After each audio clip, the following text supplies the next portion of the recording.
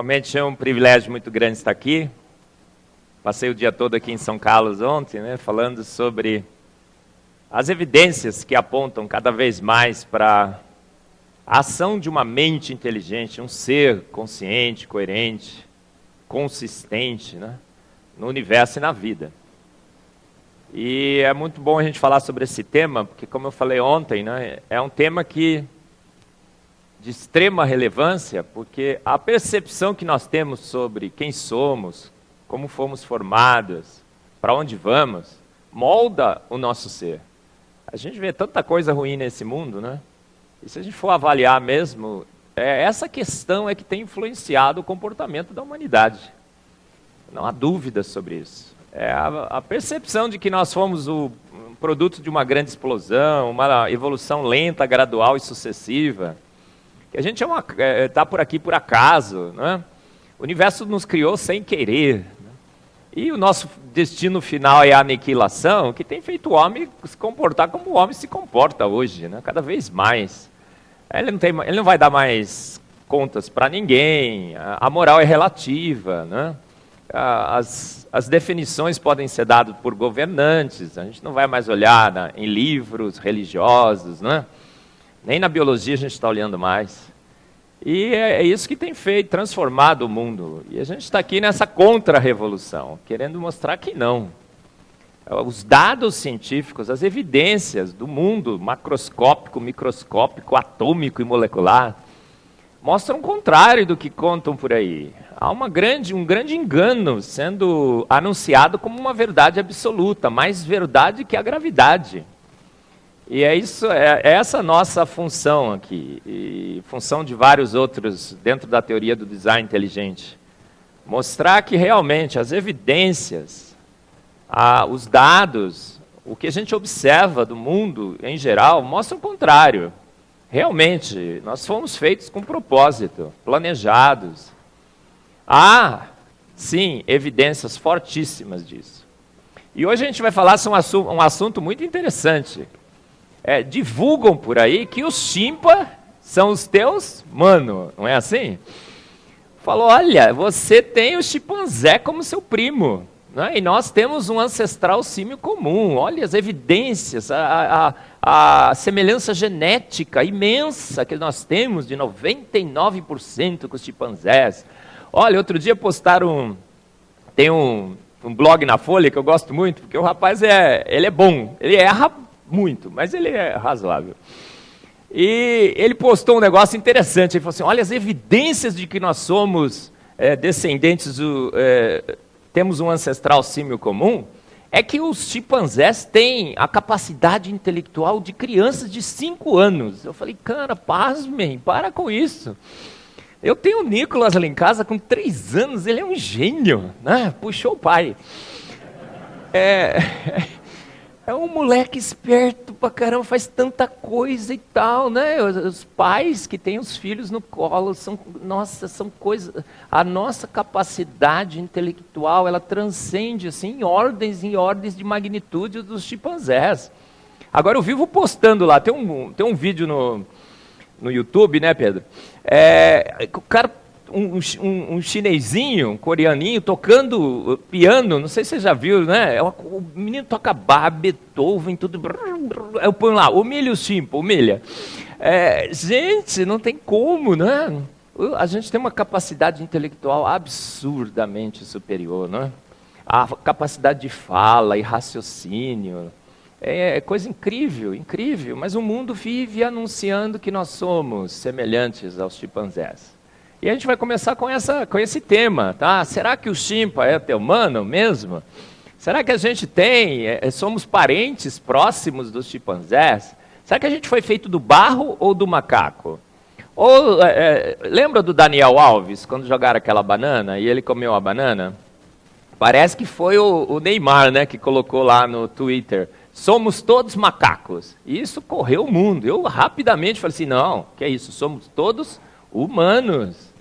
Então, o que você acha? Você acha que nós somos realmente todos macacos?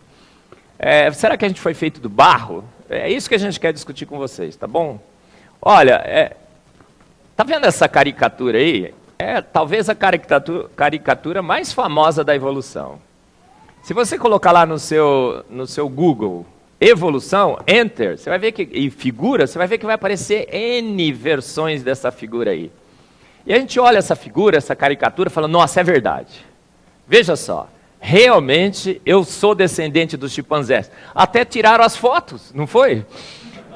Estão mostrando até o filminho. Para com isso, é verdade, não é? Isso é uma estratégia incrível, né, de propaganda, de marketing. É aquela história, você repete uma mentira várias e várias vezes, que ela passa a ser verdade. Você mostra aquela figura tantas e tantas vezes, você acorda vendo, você almoça vendo, você janta, você dorme vendo essa figura, o que acontece? Aquilo parece verdade absoluta. Gente, tem até cristãos no nosso meio que acham que isso é verdade, que acham que Deus escolheu um chimpanzézinho, um macaquinho mais bonitinho, e fez aquele bicho evoluir na gente, sabia? Está no nosso meio. Em São Carlos tem muitos assim, em Campinas tem, no Brasil, no mundo. Nós temos no nosso meio pessoas que já se renderam a esse fato da evolução. E aí acho que Deus que guiou, entendeu? Ele pegou um macaquinho e transformou em você. Mas será que isso é boa ciência? Será que isso é boa teologia com boa ciência, com boa filosofia? Eu acho que não. Eu não só acho, eu tenho certeza que não. Por quê? Porque meus dados, os dados que eu conheço da ciência dizem que não. A ciência diz que não. A propaganda diz que sim, mas a ciência diz que não. As evidências científicas são contra esses fatos. A gente não tem absolutamente... durma tranquilo, o chimpa não é teu mano. Entendeu? Durma tranquilo. Você já sonhou alguma vez, né, com esse problema, né, de ter um chimpanzé como teu parente? Esqueça, não dá. Os dados falam o contrário. E a gente vai mostrar sobre isso. Alguns falam assim, nossa, se os chimpanzés tivessem evoluídos para humanos, eles deviam, por que ainda tem chimpanzé? Essa é uma pergunta que você não deve fazer, tá bom? Eu só vou corrigir isso, porque é um engano muito comum. E aí, porque a gente se engana nisso, eles falam, tá vendo? Eles nem sabem como é que a coisa é. A história vai mais ou menos assim, Na realidade, os chimpanzés não evoluíram para humanos, tá? O que eles acham que aconteceu, é assim, existia um ancestral símio comum, um hominídeo lá há 6 milhões de anos atrás. E desse ancestral símio comum, o que aconteceu? A árvore da vida se subdividiu em galhos, em ramos. Desse ancestral símio comum surgiram os chimpanzés, surgiram os gorilas, e um ramo da árvore da vida foi evoluindo, passando por vários hominídeos, o Australopithecus, o Tabajaropithecus. Conhece? Tabajaropithecus? É brincadeira, o Tabajaros. E aí vai, os Neandertals até chegar em você. Então, nós somos primos dos chimpanzés, primos dos gorilas, dos orangotangos, entendeu? E aí os chimpanzés continuam, segundo a história, a evoluir, a gente continua, mas agora a gente está separado nos ramos. A gente tem um ancestral símio comum, tá bom? Então essa é a história, mas será que bate com os fatos? Vamos dar uma olhada? Primeiro a gente vai olhar no registro fóssil. Por que a gente quer olhar o registro fóssil? Você sabe que se você começa a escavar, né, o solo, eventualmente você acha ali uma camada sobreposta de sedimentos, e em cada sedimento você vê fósseis, formas fossilizadas de vida. E o registro fóssil, portanto, é uma das mais claras e mais ricas evidências sobre a história da vida nesse planeta. Eu chamo de museu da vida. Então, se isso realmente aconteceu, se os chimpas realmente são nossos manos, essa história de evolução deveria estar registrada no registro fóssil, certo? O pessoal diz que está, que sim, tal, mas é blá, blá, blá, mimimi. Porque quando você vai olhar o que você vê, que na realidade o registro fóssil é a maior pedra no sapato da evolução. A evolução do ancestral símio comum em chimpanzés, orangotangos e humanos simplesmente não se encontra registrada no registro fóssil. Você vai olhar o registro fóssil, você vê um monte de fósseis de humanos. crânios e tudo mais. Você vê vários e vários registros, fósseis de chimpanzés, orangotangos, gorilas e tudo mais. Mas essas formas transicionais aqui, o que acontece? Elas simplesmente não estão no registro fóssil, não são encontradas. E elas deveriam estar lá aos milhares e milhares, certo? Porque, olha, são várias e várias formas que transformaram o ancestral símio comum no humano. Então, aonde que essas formas são encontradas? Elas são encontradas nessas caricaturas, na internet, nos blogs, nos sites, nos livros de evolução, nas figuras, na imaginação dos caricaturistas, não é? Mas na vida real, simplesmente, cadê essa turma aí, gente? Elas não existem. A gente vai olhar, você fala, nossa, Marcos, mas espera aí, quantos elos perdidos, ou hominídeos, ou partes dessa série já foram encontradas no registro fóssil, não foram? Nossa, todo dia anuncia uma nova, né? A última foi o Homo Nadeli, que eu pus no meu Face lá, Homo Nalisa, porque é uma obra de arte aquilo, Homo Nalisa, entendeu? É uma obra de arte, é bonito, põe as fotos, mas aquilo lá, gente, nem datação fizeram, já correram para dizer que era um ancestral símio comum. Aí você fala assim, Marcos, mas não tinha o homem de Piltdown? Não tinha o homem de Nebraska, o de Java, o homem de Neandertal? O Neandertal, gente, o cara era mais alto que a gente, sabia? Ele tinha um cérebro maior, ele era mais forte, tudo. Provavelmente era mais inteligente e forte que a gente. Você pegar um homem de Neandertal aqui e for disputar com ele, você vai perder. Não era nada de rudimentar, não. A gente sabe, hoje tem vários artigos dizendo que o homem de Neandertal era mais humano que a gente. Ou praticamente humano como a gente, dominava artes, utensílios e tudo. Então, olha, você fala, e a Lucy, o Homo erectus, vou falar rapidamente só para você ver. O Piltdown, sabe o que ele era? O elo perdido em muitas publicações por mais de 40 anos, ficou lá, firme e forte. Fraude baseada, o que se descobriu? Fraude baseada em um crânio humano e na mandíbula de um orangotango. Nebraska, uma fraude com base em um único dente de um tipo raro de porco. Pegaram um único dente, isso eles fazem muito. Acha um fragmentozinho aqui, outro fragmentozinho ali, o que eles pegam? Daqueles fragmentos eles constroem todo um esqueleto. Aí vai um artista e bota uma figura, né? Uma foto do elo perdido encontrado. O homem de Java, fêmur humano e a calota craniana de um macaco. O homem de Neandertal, retratado como um encurvado homem macaco, postura encurvada, ele era muito alto. Então, você vê o cara muito alto, né? O pessoal fala, fica reto, Marcos. A pessoa que é muito alta, né, tem sempre uma tendência a ficar um pouco mais curvo. Apenas uma variação da espécie humana. Hoje isso aqui está até melhor. O Neandertal era talvez mais humano que a gente. Lucy, tem sido considerado um elo perdido. Apenas um chimpanzé pigmeu. Homo erectus, cabeça tal. Gente, é o seguinte. Você quer ficar famoso? O que você faz? Você encontra um elo perdido. Sai na Nature, na Science, CNN, vem todo mundo. Por alguns anos você fica famoso, famosíssimo. Até descobrirem que você montou aquele fóssil com Durepox ou Super Bonder.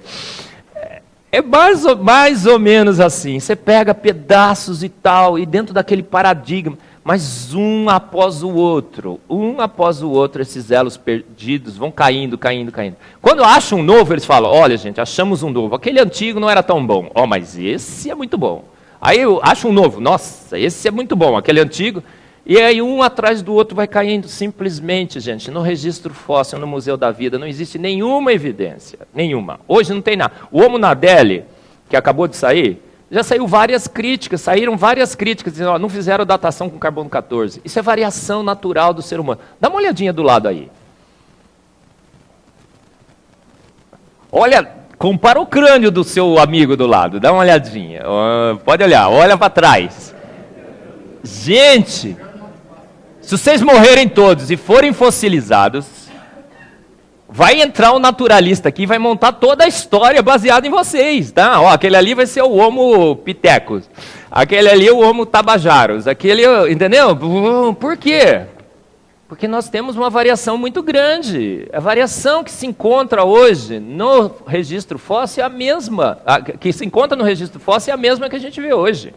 E olha que aqui a gente está numa plateia bastante seleta, né?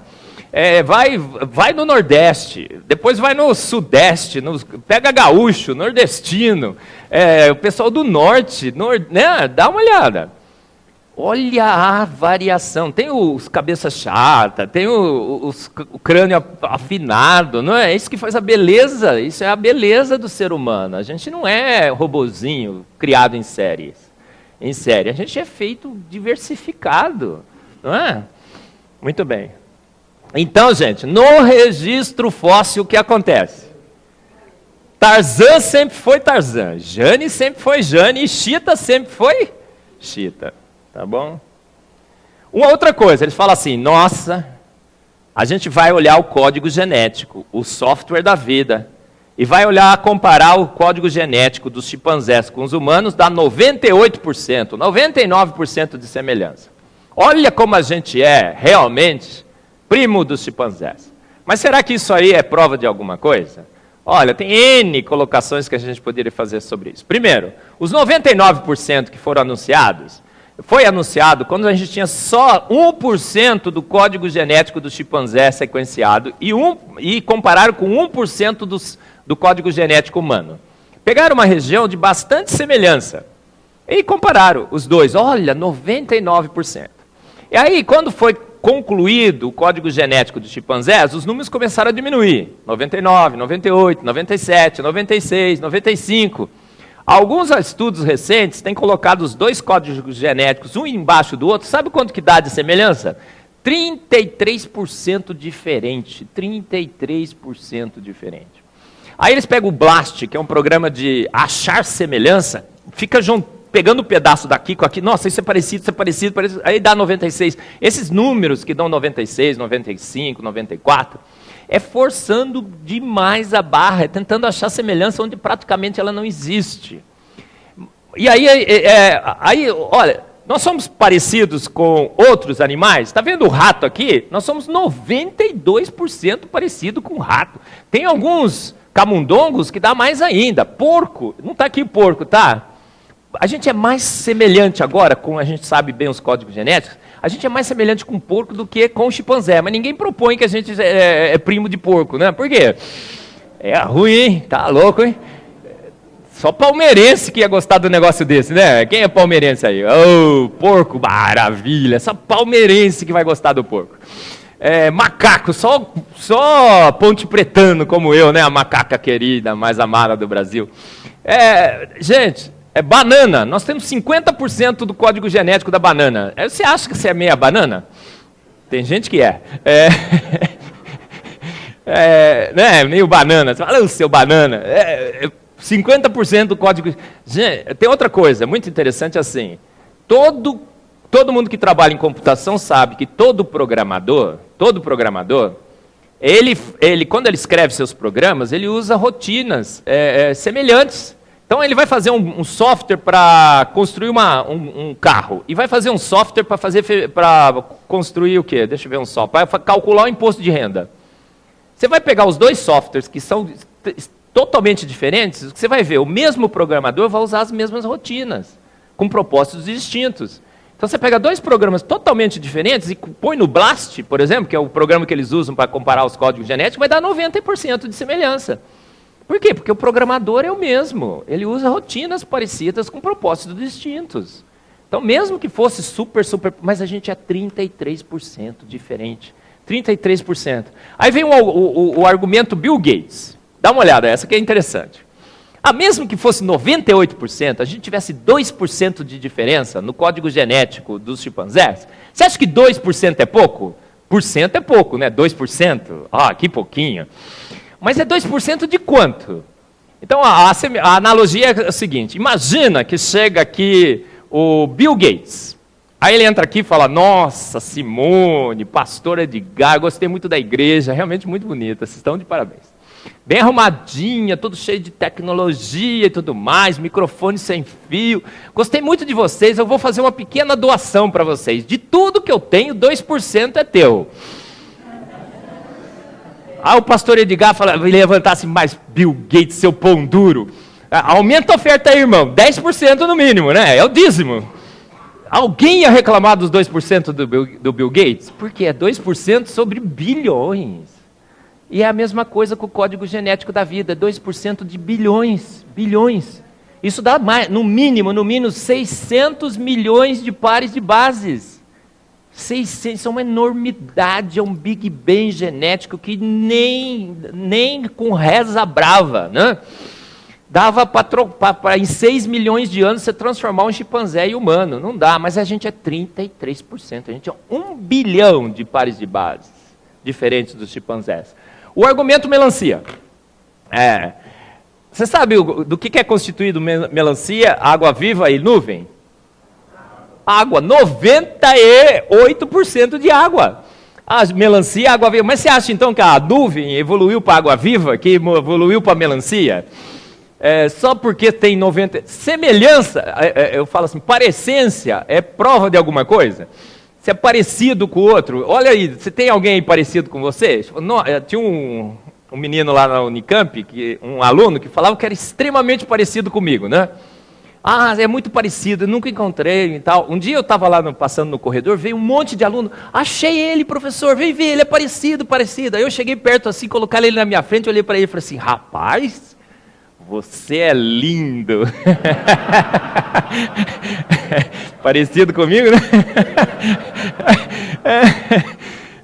Agora, ele é meu parente? Porque ele é parecido comigo? Para com esse negócio, né? Então, olha, gente, esqueça esse negócio de semelhança. O dilema de Haldane. Haldane é um geneticista evolucionista.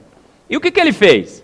Ele calculou o seguinte, qual o tempo necessário para que uma mutação do bem, que poderia transformar o ancestral símio comum na gente, aquele chimpanzé primordial, quanto tempo demoraria para uma mutação do bem se acumular na gente? Ele calculou que demoraria 300 mil gerações para uma mutação do bem se acumular na gente. E aí ele falou que desde que a gente se separou dos chimpanzés, há 2.000 anos atrás, o que aconteceria? A gente só teria condições de acumular 2.000 mutações do bem. A gente não acumula mutação do bem, sabe por quê? A gente é complexo demais. E uma mutaçãozinha benéfica, a seleção natural não enxerga. O efeito é mínimo, ela não consegue perceber. Eu dei um exemplo ontem, né? Se você corta a perna e fica sem pernas, aí sim, dá para perceber. Uma pessoa que tem 2 pernas tem uma vantagem sobre uma pessoa que não tem nenhuma. Mas pequenas alterações, a seleção natural simplesmente não consegue ver, porque é uma agulha num palheiro, não é? É um átomo no universo. Mas mesmo assim, se acumulasse, no máximo seria 2.000, e a gente precisaria no mínimo 600 mil.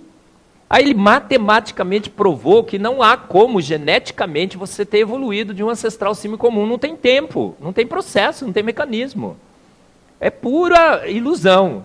E aí ele disse o seguinte, rapaz, na realidade, o que está acumulando na gente não é a mutação do bem que está transformando você em algo diferente. São as mutações do mal. O projeto do genoma humano mostrou isso, que todo filho, viu? Quem tem filho aqui? Quem tem filho aqui? Aí, todos vocês. Você reclama do seu filho, que ele é isso, que ele é aquilo, né?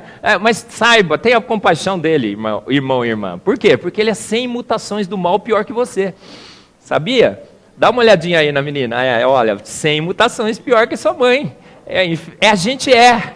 E o seu filho vai ser 100 mutações pior que você. Tudo. A gente está acumulando mutações do mal. Então a gente está evoluindo. Então se alguma evolução ocorreu, o que aconteceu? A gente evoluiu de um chimpanzézão, grandão, forte, inteligente, né? E foi piorando, até onde a gente chegou, tá vendo? A única coisa que deveria acontecer teria isso. A gente evoluiu de um chimpanzézão muito melhor que a gente, porque tem muito menos mutações do mal. Isso não faz sentido, faz? A semelhança proteica, porque o código genético, genético lá e a genética dos chimpanzés e dos seres humanos é o software. Mas o software não forma ninguém. O que o software faz? Ele rege a expressão de moléculas importantes, como as proteínas. Então, se a gente quer realmente comparar os dois seres, os chimpanzés e os humanos, o código genético talvez não seja a melhor fonte de comparação. Por quê? Porque é o que expressa o produto. Então, vamos olhar os produtos dessa expressão, as proteínas, fizeram essa comparação. Fizeram o proteoma dos chimpanzés, fizeram o proteoma dos humanos. Pegaram as proteínas mais importantes e tudo mais. A gente está querendo fazer um estudo desse no meu laboratório, está praticamente começando. A gente vai fazer 5.000 proteínas a gente vai comparar no proteoma de chimpanzés e humanos. Mas já fizeram, publicaram um trabalho, eu tenho no meu livro, se você quiser dar uma olhada lá nas referências todas. Sabe quanto que deu de semelhança? Nós somos 80% diferentes em termos de proteínas dos chimpanzés. 80%. Então, uma vez eu fui no zoológico, sabe aqueles zoológicos que tem um morro assim, tem uma entrada, uma cabaninha assim, depois tem um vidro, e você vai lá, o chimpanzé não te vê, mas eles ficam lá do outro lado? Eu sentei assim e tinha um chimpanzé do lado, eu ficava olhando para ele, ficava olhando para mim e falava assim, não tem nada a ver, viu? Nem o branquinho no fundo dos olhos ele tem, né? Você sabe. Rapaz, não faz sentido, não faz sentido. Por quê? Porque nós somos 80% diferentes. O plano corporal é semelhante. O plano corporal, assim, aonde colocar as coisas. Mas a composição em proteínas. Número 5, fala e raciocínio. Isso aqui é interessantíssimo. Tem casos reportados na literatura, tem um na Idade Média, que eu não vou lembrar o nome agora, que eu ia pegar isso e acabei esquecendo, mas é assim, o sujeito ficou enclausurado a vida inteira, até os 20 e poucos anos. Tem alguns casos assim, ele não teve contato com ninguém, com nada. Já pensou um negócio desse? Só colocavam água e comida para ele ali. E ele ficou lá, enclausurado. Quando descobriram, tiraram ele fora, o que ele fazia? Ele falava? Não. Ele pensava, raciocinava? Parece que não, ele era um ser assim, parecia um zumbi. E aí o que aconteceu com ele? A vida inteira não falou? Não, começaram a falar com ele, estimular. O que aconteceu? Em alguns anos ele estava falando, raciocinando, pensando como todo ser humano. Recuperou tudo. O que isso significa? Que a gente só fala e pensa por estímulo. E alguém tem que estimular. Então, quem foi o primeiro ser humano que estimulou o outro ser humano a falar? Se ele não falava. É um grande dilema do início da fala e do pensamento. Sem estímulo, você não fala. Então, o que acontece? Qual é a conclusão que a gente tem que chegar? A gente só fala e pensa porque, desde o começo da humanidade, a gente já foi criado falando e pensando. Porque senão a gente seria tudo mudo, zumbis, né? Viria aqui na igreja, o pastor não ia falar. Como é que ia ser, né? Não ia ter nem igreja, né? Não tem sentido. Não há como você imaginar, né, o início da fala e do raciocínio, as línguas todas, né? Quem estuda, a gramática, as estratégias e todas. Como é que isso surgiu, gente? Sem estímulo. Não. Então nós temos assim, um Big Bang genético para você desenvolver fala e raciocínio. A capacidade de raciocínio do ser humano é espetacular. Você já viu aqueles programas Superhumans? Tem um no canal das ciências, no Science Channel.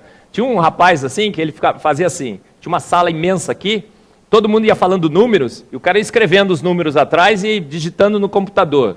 Depois dava assim uma sequência de centenas e centenas de números. Acabava de falar os números, ele repetia todos os números. Contas matemáticas complexas, propunha, o cara estava digitando no computador, antes de dar o enter, ele já dava a resposta. A nossa capacidade de raciocínio, memória, sabe aqueles caras que têm memória visual, que ele vê o mapa da cidade assim, aí pergunta, o que tem ali? Ele sabe tudo? É incrível a capacidade de raciocínio e fala do ser humano. O cromossomo Y, essa aqui é bem legal. Por quê? Porque vão entrar as feministas, né, diziam que os homens estavam em extinção. Por quê? Olha só, homens em extinção. Por quê? Porque o cromossomo Y, tá vendo o cromossomo Y aqui? E esse é o cromossomo X das mulheres, grandão, né? E os cromossomos Y dos homens, aqui, ó, bem pequenininho. Aí eles estavam assim, tá vendo? Vocês estão em extinção, seu cromossomo estava diminuindo. Olha que cromossomo insignificante dos homens, né? Mas aí foram sequenciar o cromossomo Y. O que descobriram? O cromossomo Y é pequenininho, mas é mandão pra caramba. É igualzinho a coisa de homem, né? Ele é extremamente importante. Ele rege a expressão cromossômica e gênica de vários outros cromossomos e fica dando ordem para todo mundo. E ele é pequenininho, mas ele é super importante. E foram sequenciar o cromossomo Y dos chimpanzés e dos humanos. E o que descobriram? Que em termos de cromossomo Y, a semelhança dos chimpanzés e humanos é zero. Está vendo as duas sequências aqui? Isso aqui, as regiões no cromossomo estão pintadinhas, então você vai entender. Por classe, por função. Coloca um em cima do outro, não deu semelhança nenhuma. Aí o trabalho disse assim, olha, praticamente é zero de semelhança entre os chimpanzés, o cromossomo Y dos humanos e dos chimpanzés. Porque foi muito importante sequenciar o cromossomo Y, porque é um cromossomo extremamente importante. Ele em si, em toda a expressão gênica, em outros cromossomos.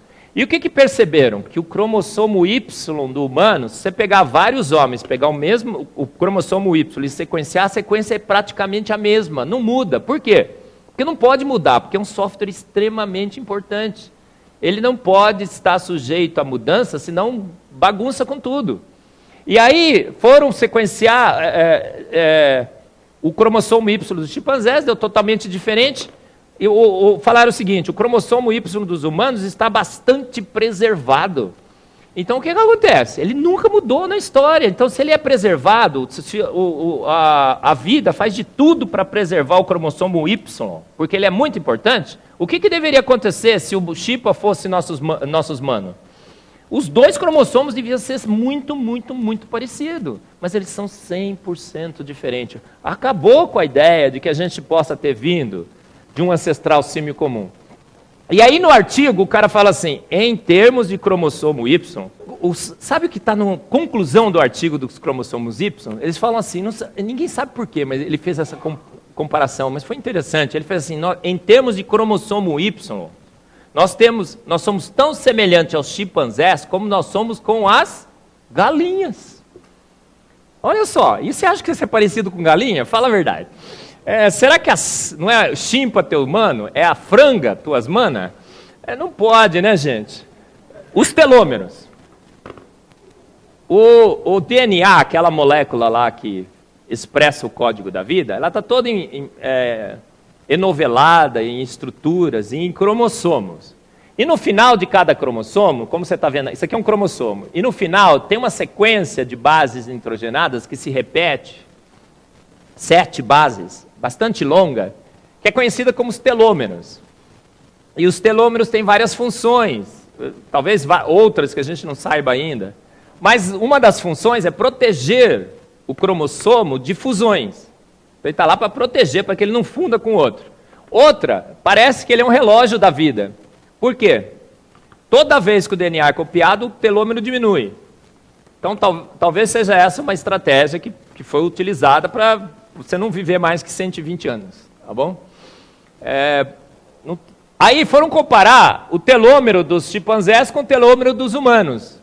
Só em tamanho, ó, humanos... Agora já não sei quem é humano e quem é chimpanzé aqui, não lembro, mas acho que o humano é grande. 23 mil nos humanos, 10 mil nos chimpanzés. Nós temos um telômero 67% diferente. É um absurdo em termos genéticos, em telômero. Evidência número 8, o número de cromossomos. Aí eu vou fazer uma pergunta para o pastor, que ele sabe bem matemática. Edgar, pastor Edgar, quanto por cento 23 é igual a 24? Quantos por cento de semelhança há entre o número 23 e o número 24? Se você perguntar para um geneticista evolucionista, ele vai falar assim, tá vendo? 23, 24, 23, 24 contém 99% de 23, né? E aí ele fala, nossa, é muito semelhante. Mas, gente, matematicamente, 23 é 100% diferente de 24, certo? Porque se você entra 23 na senha e é 24, não vai tirar o dinheiro do banco, vai.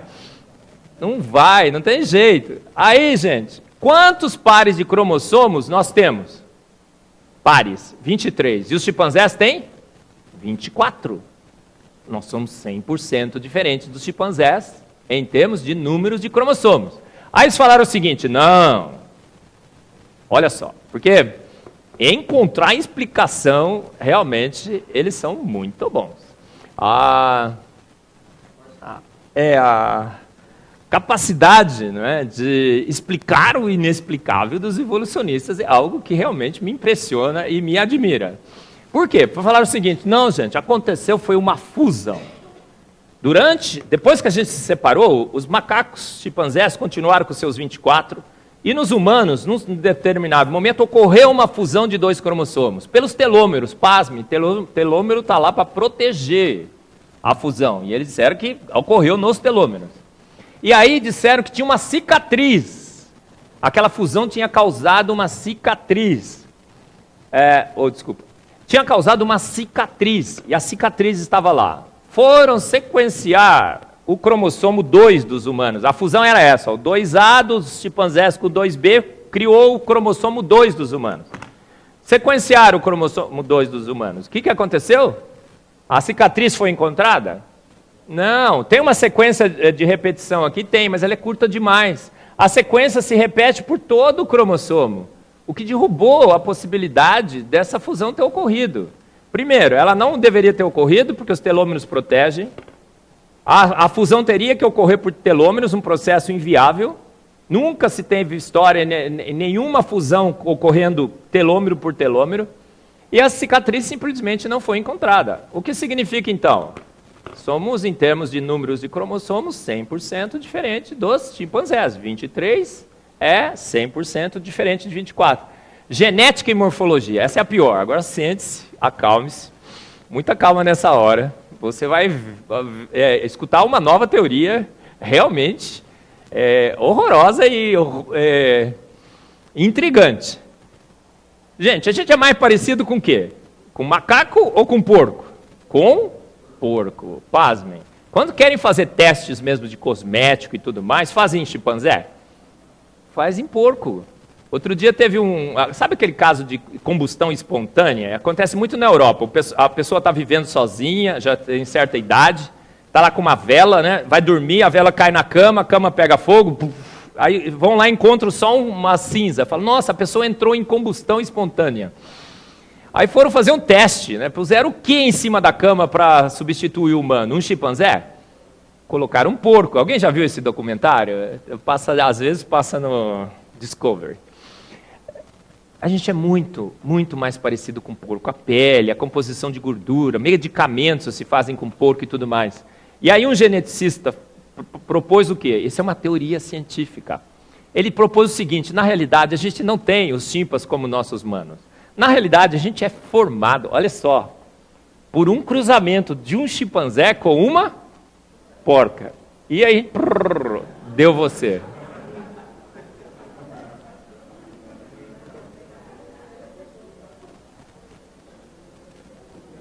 Olha só, o que um paradigma equivocado faz a gente passar, né? Vergonha. Os crânios, a 10ª, os crânios de Dimanes. Veja só. Saiu um trabalho na Science em 2013. Lá na Geórgia, um país perto da Rússia, na cidade de Dimanes, encontraram numa caverna os 5 crânios humanos mais preservados na história dos registros fósseis. 5 crânios, assim, praticamente perfeitos. E aí, foram datar os crânios, com aqueles métodos de datação que eu vou falar um pouco na segunda palestra, deu 2 milhões de anos. 2 milhões de anos. Aí pegaram o crânio, cada crânio que deu para um paleontologista olhou e falou, esse aqui é o Australopithecus, esse aqui é o Homo erectus, esse aqui é o Homo... Nalisa. Esse aqui é o Tabajaropithecus. E foi, né? E foram, cada um. Mas aí pegaram um único crânio, tá vendo? Esse aqui é o número 5. Tinha no único crânio características de 3 hominídeos diferentes no mesmo crânio. Pode. O cara deve ter sobrevivido, né, por milhões e milhões de anos e o seu crânio foi mudando. Não pode. Então, o que aconteceu com os crânios de Dimanes? Olha eles ali. Eu pus no meu Face, ficou bem legal. Eu falei assim, fizeram a leitura facial dos crânios de Dimanes. E o que eles estavam falando quando morreram? Evolution is fake. A evolução é falsa. Por que, gente? O que é que os crânios de Dimanes se mostram? Que a variação de crânios humanos há 2 milhões de anos atrás é a mesma que a gente encontra hoje. Foi a conclusão do artigo. E existe um princípio em ciência que é o uniformitarismo. O presente é a chave do futuro. Se há 2 milhões de anos atrás a variação de crânios humanos é igual ao que nós temos hoje, o que eu tenho que concluir? Que há 4 milhões de anos atrás também. Que há 6 milhões de anos atrás também. Então, ficou um vácuo aqui, né? Você tem que preencher com o homem. E aí, o que é certo? Na realidade, você tem que eliminar essa caricatura. Homem sempre foi homem, chimpanzé sempre foi chimpanzé. E sempre conviveram juntos nesse planeta. Foi o que os crânios de Dimanes se mostraram, muito, muito claramente. Então, a história em fatos, esqueça os boatos. Esqueça essa caricatura. A caricatura correta é essa. Homem sempre foi homem, chimpa sempre foi chimpa, Tarzan sempre foi Tarzan, Jane sempre foi Jane nesse planeta. Olha, o obituário da evolução. A teoria neodarwinista, que diz que você evoluiu de uma sopa primordial, uma ameba primordial, que você tem chimpanzé como seus manos e tudo mais, foi um delírio ideológico. Apoiado na ação de alguns processos naturais, seleção natural e genes e suas mutações e duplicações, ocorrendo ao longo de milhões e milhões de anos. E comparações superficiais morfológicas, colocaram o chimpa do teu lado e acharam que você é parecido com ele. Mas agora que nós, químicos e bioquímicos, quem é químico aqui? Tem mais algum? Ah, olha aí, nós, hein? Na fita. Químicos e bioquímicos. Desvendamos um pouco, dia após dia, e dado após dado, como a vida funciona ao nível molecular, porque essas evidências todas são ao nível molecular, boa parte delas. O delírio se desfez como uma miragem no deserto, como o despertar de um longo sonho ufanista.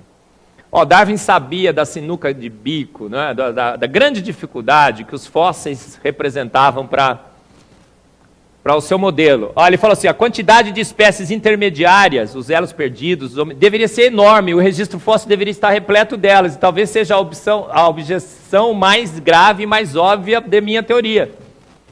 Mas ele disse o seguinte, não, mas sabe por que não encontra? Porque o registro de fóssil ainda não foi vasculhado o suficiente, ele ainda está incompleto. Mas Darwin, 150 anos se passaram, Darwin. O registro fóssil foi vasculhado, né? Hoje a gente tem inúmeras evidências, fósseis encontrados, catalogados e tudo mais. E o que acontece? Incompleto? Não, está bem completo. E hoje a gente tem alguma dessas formas, milhares, nenhuma, Darwin. Foi-se. O que diz Paulo sobre tudo isso? Você sabe, né? Você abre lá em Romanos 1, de 19 a 23, o que ele faz? O que Paulo fala? Paulo é fantástico, né? Sabia que Paulo é o autor mais citado nesse planeta? O índice H de Paulo, você sabe o índice H? O pessoal da ciência sabe, né? Quantas vezes você foi citado e tudo mais. O índice H de Paulo é altíssimo, é o maior de todos, não é? As cartas de Paulo são citadas todos os dias. Domingo, então, o índice de citação dele... né? Nossa, sábado, né, também, por causa dos adventistas, sobe lá em cima. Olha o que ele disse. Pois os seus atributos invisíveis, desse designer inteligente, o seu eterno poder e divindade, são claramente vistos morfologicamente, quimicamente, a nível atômico, molecular, de todos os níveis, sendo percebidos mediante as coisas criadas. As evidências estão aí, Paulo está falando, investigue a vida e você vai descobrir. De modo que os homens são inexcusáveis, não tem desculpa não. Não tem como, ficam sem argumentos, perdem a razão. Mas mesmo assim, tendo conhecido a Deus, contudo não o glorificam como Deus, nem lhe deram graças, antes nas suas especulações de que nós somos primos dos chimpanzés, se desvaneceram, e o seu coração insensato se obscureceu. Quem seria, né? Dizendo-se sábios, tornaram-se loucos, e assim vai. Olha o que o Dawkins fez, ele patrocinou isso aqui, gente, sabia? Provavelmente não há Deus. Então pare de se preocupar e desfrute a vida. Lembra que eu falei no início? Se não tem Deus, se não tem designer, se não tem propósito, se não fomos planejados, se a gente é fruto da evolução não guiada, o que acontece? Bom português, vamos para a gandaia, vamos desfrutar a vida, não é assim? É o que ele está falando nessa propaganda aí, circulou.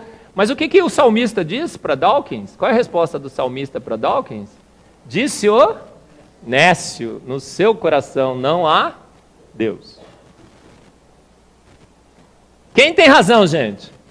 Por que é importante você estar aqui escutando tudo isso? Gente, isso vai mudar a sua percepção de gente. Os jovens, isso vai mudar a sua atitude quando você entra na universidade. A gente tem perdido jovens aos montões. Para o evolucionismo teísta, é o primeiro passo, e depois para o teísmo. A primeira porta para o teísmo é o evolucionismo teísta. Primeiro você acha que Deus guiou, depois você vê que Deus, o Deus da evolução, não é um Deus digno de ser cultuado, e aí você vira um ateu. A gente tem perdido muitos e muitos jovens, ou direto para o ateísmo, ou via o evolucionismo teísta. Então, gente, estáis sempre prontos a fazer o quê? Dar a razão da vossa esperança. Então, às vezes a gente está muito pronto para evangelizar, mas quando nos pergunta a razão da nossa esperança, a gente não sabe, né? Então se prepare, estude. Hoje a nossa audiência, para quem que a gente fala, mudou muito. Antes a gente tinha que convencer com o coração, com a fé e tudo mais. Hoje eles estão catequizados na sua mente, no materialismo filosófico. E a mente é a porta do coração. Então a gente tem que dar, às vezes, um choque, né, de racionalidade, para que Deus às vezes salva com um choque mesmo, né, elétrico e tal. O cara tem um acidente, vai morrer, o avião está caindo, né? Até o avião cair, né? Sabe aquela história? Mas a gente tem que estar preparado porque a gente crê no Henrique Cristo. Você crê no Henrique Cristo? Fala a verdade. O cara acha que a gente crê no Henrique Cristo, em fada madrinha, duende, não é? O pessoal acha que fé é crer nessas coisas aí, mas você crê no Henrique Cristo? Ele não parece Jesus Cristo? Não é bonitinho? Ele não cita a Bíblia e tudo mais, mas por que você não crê no Henrique Cristo? Porque ele é um falso profeta, a gente não faz sentido. Outro dia ele foi para Santos, tiraram uma foto dele pegando onda com prancha de isopor, pode? Fala para mim, pode? Se ele fosse o Cristo, o que ele estaria fazendo? Andando sobre as águas, para com isso. A gente crê num Cristo que mata a cobra e mostra o pau e a cobra morta. Quando o Cristo foi andar sobre as águas, ele escolheu um dia calminho, deu uns passinhos, que nem aquela moça do pânico, e voltou rapidinho. Que nada, rapaz, era uma tempestade, era madrugada, os discípulos acharam que ele era um fantasma. E ele foi no pior dia, no pior momento, andou e chamou Pedro ainda. A gente acha que Pedro é medroso. Pedro foi um homem de muito macho, deu uma tremidinha, mas foi macho pra caramba, não foi? Imagina um fantasma de noite numa tempestade, e chama você, vem dar uma passeadinha, e você vai? Né? Quando ele foi ressuscitar Lázaro, o que Cristo fez? Vamos rapidinho. Porque quanto mais cedo chegar... Ressuscitar morto de meia hora e uma hora, até médico faz. Certo? Faz. Tem muito médico que já ressuscitou morto de meia hora, uma hora. Se foi pelo poder de Deus, a gente não sabe. Mas já ressuscitaram. Agora, ressuscitar um morto, 3 dias, cheirando mal... Aí Cristo falava o quê? Calma, vamos tomar um cafezinho. Pessoal, vamos, Jesus. Ele, não, espera mais um pouco, não foi assim? Ele esperou para cheirar mal. Quando ele chegou lá, ele falou o quê? Gente, vamos levantar um clamor. Foi assim? Não, rapaz, Cristo é incrível, né? Quando ele quer mostrar que ele tem poder, ele mostra mesmo. O que ele falou? Lázaro, sai para fora. Não é? Uma palavra. É assim que a gente crê, tá? A gente crê num Cristo ressurreto, não é? Um Cristo que veio aqui, se fez homem, matou a cobra e mostrou o pau. A gente crê num livro que está lá registrado para você verificar. A gente vai falar sobre Noé, dilúvio e tudo mais. A gente vai falar sobre isso, tá? Ó, o meu livro, Fomos Planejados, a maior descoberta científica de todos os tempos, 84 capítulos, e-book, está lá disponível, você vai, entra e lê, tá bom? O Congresso Brasileiro do Design Inteligente, o pastor já falou, foi no The Royal Palm Plaza, uma série. A gente tem uma sociedade com mais de 600 membros, a gente está crescendo. Se você é um estudante universitário ou já é formado em qualquer área do conhecimento humano, se inscreva lá, olha aqui, designintelligentebrasil.com.br. Venha fazer parte dessa turma de malucos, beleza, aí, que defende o design inteligente, tá bom?